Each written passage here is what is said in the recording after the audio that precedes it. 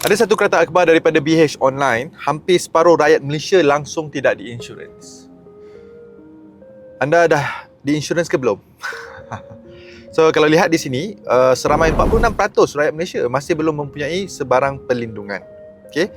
So kenapa saya kongsikan kereta akhbar ni dalam video ini adalah, again, ramai juga orang yang bertanya saya tentang kepentingan mempunyai takaful ini. Dan of course, some people, mereka ada persepsi buruk terhadap kepentingan mempunyai takaful ataupun insurans lah. Takaful is the Sharia compliant version, right? So, hari ini saya just nak kongsikan kepada anda semua, kenapa ramai rakyat Malaysia masih belum ada takaful, okay? Dan kalau ini adalah apa saja yang saya kongsikan kepada anda dalam video ini, kalau benda tu adalah diri anda, then you might want to think differently, okay? Saya harap video ini dapat membuka minda anda tentang kepentingan takaful itu sendiri. So, yang pertama, ada orang berpendapat bahawa kalau carum takaful ini adalah satu bentuk kerugian. Kenapa? Takaful sama dengan kerugian sebab anda lihat, anda kena bayar setiap bulan, duit keluar. Contohnya lah, anda ambil, let's say kita ambil takaful medical card. Okay, mungkin ramai yang tahu medical card. So, kenapa saya nak bayar medical card, let's say RM200? Saya masih muda, kan? Umur baru 25 tahun, sihat, kan? Bersukan. And then kena bayar RM200 setiap bulan. So bayar setahun dah RM2,400, 2 tahun dah RM4,800 dan sebagainya. Tapi anda tak pernah masuk hospital. Cuba anda bayangkan anda tak masuk hospital selama 10 tahun. Tapi dah bayar ni RM2,400 tahun bersamaan dengan RM24,000 untuk 10 tahun. So persoalannya, kalau anda tak claim, maka rugilah, betul? Saya setuju. Tapi anda kena lihat dari sudut perspektif yang berbeza. Paling senang, anda just Google berapakah kos, medical cost, kos perubatan kalau anda dimasukkan ke hospital swasta disebabkan oleh radang paru-paru, okay? Ataupun jangkitan paru-paru, right? So anda dapat jangkitan paru-paru and of course batuk-batuk, demam, panas, right? Macam like COVID lah, right? Dan anda masuk hospital, mungkin 2 hari anda duduk kat ICU, lepas tu 3 hari recovery dekat hospital. Cuba tengok kos berapa. Jangan terkejut, kos duduk hospital 5 hari je, termasuk ICU, boleh capai RM20,000. Okay, bergantung kepada ubat yang anda dapat. Belum apa-apa lagi, dah RM20,000. Bagaimana anda nak memastikan yang anda ni sihat sepanjang masa? Nobody knows that. Betul tak? Tak ada siapa yang tahu. Anda kena faham, carum takaful ini, kalau anda lihat dari sudut kerugian kalau anda sihat, betul. Bagaimana jika kalau anda sakit? So, kena tengok on the flip side. Itu saya ambil contoh medical card lah. Let's say saya ambil contoh takaful hayat yang agak berbeza. Takaful hayat lagi lah, kan? Bila kita meninggal dunia. Umur 25 tahun. Meninggal dunia, mak ayah kita mungkin umur 70 tahun masih hidup lagi. So, kita pun rasa, oh, maybe sihat lagi kot. Ya, but berapa ramai yang anda tahu, yang anda kenal, orang muda meninggal dunia, right? So again, so kat sini anda kena lihat, kalau jangan lihat takaful adalah satu kerugian, tetapi takaful adalah satu bentuk perlindungan. Okay, which brings to point number 2. Ada orang yang skeptikal pula dengan manfaat yang ditawarkan oleh syarikat takaful. Ini point yang kedua. Okay, skeptikal. Contohnya lah, boleh ke claim ni? Lepas tu anda pun terpedaya dengan cerita-cerita viral dekat social media yang cakap, oh dah bayar takaful, kemudian bila nak claim, problem, susah dan sebagainya. Okay. So, benda ni anda kena tahu kan, it's a two side of a coin. Maksudnya, yes, apa yang anda dengar adalah satu pihak, cerita satu pihak, tapi anda tak tahu ataupun tak dengar cerita daripada pihak yang lain. Dalam maksud lainnya adalah, dalam kita nak ambil takaful, anda kena ada ilmu. Anda tak boleh nak ambil takaful macam suka-suka, bayar je. Sebelum anda ambil takaful, ada beberapa soalan yang anda kena jawab, dan soalan yang anda jawab itu kena betul. Dan anda kena faham, takaful ini pun ada periodnya, tempohnya. Contestable period, kita panggil contestable period. Normally 2 tahun. So, contestable period bermaksud, kalaulah tiba-tiba anda ambil takaful, anda ambil medical card, 1 bulan selepas itu, tiba-tiba anda menghidap penyakit kanser. Contoh kanser. So, yes, mungkin betul anda tak pernah pun masuk hospital disebabkan oleh penyakit kanser. Tak pernah. Anda pun ambil takaful, and then takaful anda approve. And then, lepas sebulan, anda dapat sakit kanser. So, benda ni anda kena faham. dekat takaful tu ada klausa-klausa, dia ada contestable period. Itu 2 tahun. Maksudnya apa? Maksudnya pihak takaful ada hak untuk kontes anda, untuk semak sama ada bila anda dapat penyakit ni, adakah anda dapat, like anda betul-betul first time dapat, ataupun sebenarnya anda dapat penyakit ini tapi anda tak bagi tahu. Maksudnya anda tipu lah. Sebab ada juga kes macam ni. So disebabkan itu, mereka boleh melihat kepada tempat tinggal anda dan mereka boleh shoot surat ke klinik swasta, klinik kerajaan, begitu juga dengan hospital. Tengok ada tak rekod mana-mana yang mengesahkan yang anda ni ada kanser misalnya, ataupun query kanser. So benda itu yang makan masa, dan kadang-kadang benda ini yang membuatkan anda terpaksa bayar duit dulu. Dan jika betul-betul didapati yang mana betul this is your first diagnosis, dan mereka akan reimburse balik duit anda. So kena faham. Sebab tu kadang-kadang bila anda terlalu fokus kepada apa yang diceritakan di media sosial, sangat-sangat bahaya. Sebab it is a one-sided story. And biasalah netizen akan nak support the people. Yang bahayanya kalau anda percaya bulat-bulat, anda cakap ni ada skeptical lah, so benda ni bohong, benda ni penipu, kan, marah, emotion yang membuatkan anda pun tak apalah, saya pun tak percaya, saya tak nak ambil. Nauzubillah, tibalah masa anda pula yang kena sakit, kan. Then barulah anda nak pergi tanya boleh tak dapat takaful. Memang dah tak boleh dah. Sebab itu takaful ni saya selalu bagi tahu kepada student-student saya, it's the first level of wealth building. Nak bina kekayaan, kena protect dulu, kena bina asas.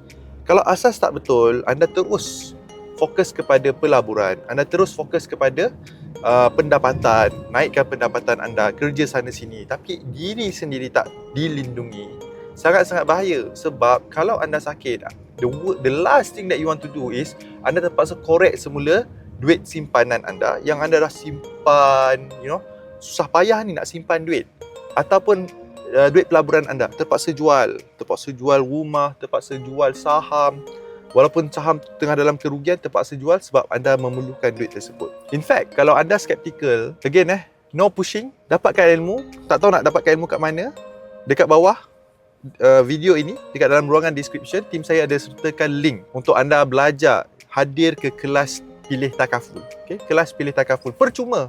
Again, it's free because this information saya nak sebarkan kepada ramai orang, ramai masyarakat di luar sana. Poin yang ketiga adalah tidak suka dengan approach agent takaful. Ini lagi satu. Bukan nak bias, tapi saya pun kadang-kadang memang tak suka juga. Especially those yang pushy, kan? Yang bagi pamphlet, bagi call, tanya, minta, like kadang-kadang banker kan selalu call, nak takaful ni, nak insurance ni, macam-macam lah. Kita pun confused. Kita rasa macam kita terpedaya dan kita kena beli. Okay? Zaman sekarang ni, kan, tu yang saya cakap, sebab itu zaman dulu. Okay, zaman sekarang ni, walaupun saya seorang perancang kewangan berlesen, dan memang saya ada klien-klien saya yang ambil takaful dengan saya, disclaimer siap-siap, tapi cara penyampaian saya berbeza. Again, it's not force. Saya tak paksa anda. Saya lebih kepada nak menyebarkan awareness itu kepada orang ramai. Anda boleh ambil dengan sesiapa, saya tak kisah. Okay? Yang pasti pastikan anda dilindungi. Itu saya punya hasrat. So begitu juga dengan anda semua. Anda ada pilihan. Zaman sekarang ini ada banyak pilihan untuk anda dapatkan maklumat dengan lebih mendalam tentang takaful ini. Saya yakin bukan saya seorang je yang berkongsi tentang topik takaful di YouTube channel Dr. Adam Zubair. Banyak lagi orang-orang di luar sana yang berkongsi tentang topik takaful ini untuk memandaikan masyarakat tentang kepentingan mempunyai perlindungan sebelum anda fokus kepada benda-benda yang lain. Contohnya tambahkan pendapatan ataupun gandakan pelaburan anda. The foundation tu kena betul. So like in my case, for example, right, for me to give you that information. Sebab ramai orang mereka tak tahu pun. Don't be surprised bila saya buat kelas pilih takaful, and then bila saya buat kelas live, and bila saya tanya dengan orang-orang di sana, orang-orang yang hadir, partisipan yang hadir, mereka tak pernah dengar pun tentang takaful. Like zaman sekarang tak pernah dengar takaful itu macam in my world, saya rasa benda ni macam takkanlah tak tahu, tapi ada. Itu masalahnya. Sebab tu penembusan pasaran takaful ini 20% sahaja. Lagi 80%, at least be aware lah, okay, dengan topik takaful ini. Yang keempat adalah disebabkan oleh kos sara hidup. Okay, benda ni pun satu benda yang saya sangat-sangat amat pentingkan. Kos sara hidup ni memang disebabkan zaman sekarang ini barang mahal. Yes, again, I agree. Saya setuju dengan anda semua. So anda duit yang anda ada ni, like, sometimes most people would want to use that money untuk benda yang lebih penting. Contohnya makan minum, contohnya tempat tinggal, kan, kenderaan.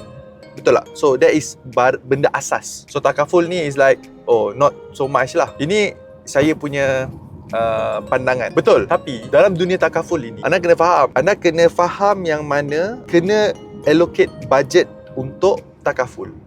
Tak kisahlah gaji anda rendah mana sekalipun. Let's say gaji anda 1,500, 1,500. Yes, bajet 2024, bajet 2025 nak naikkan pada 1,700. Tak apa, kita ambil yang sekarang lah, 1,500. 1,500, bajet yang anda boleh gunakan untuk takaful hanyalah 10%. Okay, this is a rule of thumb. 10% sahaja daripada gaji anda yang anda boleh gunakan untuk mencarum takaful ataupun insurance, right? So kalau 1,500, maksudnya RM150. Okay, RM150 actually zaman sekarang bukan zaman dulu. 5 tahun yang lepas mungkin tak ada. Tapi zaman sekarang ada banyak syarikat takaful yang boleh beri anda perlindungan yang optimum di bawah daripada RM150. Bawah 100 pun ada. Tinggal nak cari je. Betul tak?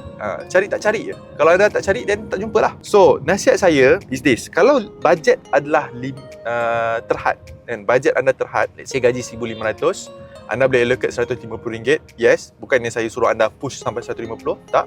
Tapi, daripada RM150 itu, what you want to do is, anda kena pilih mana yang lebih penting. So, ada medical card, dan ada takaful hayat. Takaful hayat ni jika berlaku kematian, critical illness dan sebagainya. Okay. Kalau medical card, anda ada pilihan. Betul tak? Anda ada pilihan. Medical card, anda sakit, anda boleh pergi ke hospital kerajaan. Tapi yang bahayanya adalah takaful hayat. Sebab takaful hayat, bila contohnya anda meninggal dunia, dia kacau family anda. Especially kalau family yang memang single household income. Contohnya, suami je yang bekerja, isteri duduk rumah. Okay, ada anak.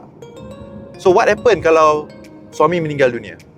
So, kalau anda lihat dari sudut perspektif itu, penting untuk suami, the single household income earner ni, untuk mencarum takaful. At least, kalaulah tiba-tiba terjadi sesuatu yang tak diduga kepada si suami ni, at least kalau suami ni ada takaful hayat, dia meringankan beban isteri dan anak-anak.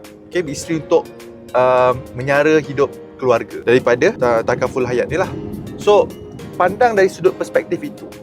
So, kalau anda tanya saya, dan kepentingan lah bagi mereka yang ada bajet yang sedikit. Kalau dah berkeluarga, yang penting adalah takaful hayat. Yang berkeluarga ataupun ada hutang pun sama juga. Sebab siapa yang nak lansaikan hutang anda, hutang wajib dibayar. Tapi bagi mereka yang muda, yang duduk dengan mak ayah, tak ada tanggungan, it's more on the medical card. Sebab anda muda. Medical card ni, once anda sakit, habis lah. Kira considered gone. Peluang anda nak ada medical card, tak kisahlah anda ada banyak duit sekalipun, anda takkan boleh dapat medical card sebab anda dah sakit. So, medical card ni paling sesuai ambil masa anda sihat. So, probability untuk anda sihat waktu muda dengan waktu tua mana? Sebab tu medical card is important. Kalau gaji 1,500, bajet tak banyak, masih boleh lagi. Anda dah pergi tanya, anda tak jumpa jalan, tak apa. Sebab itu saya buat satu kelas khas, kelas pilih takaful. Okay, anda boleh klik link di bawah, kelas pilih takaful. Tengok, kelas saya tu tak panjang kan, about 40 minit, is actual kelas lah, bukan macam YouTube video ni.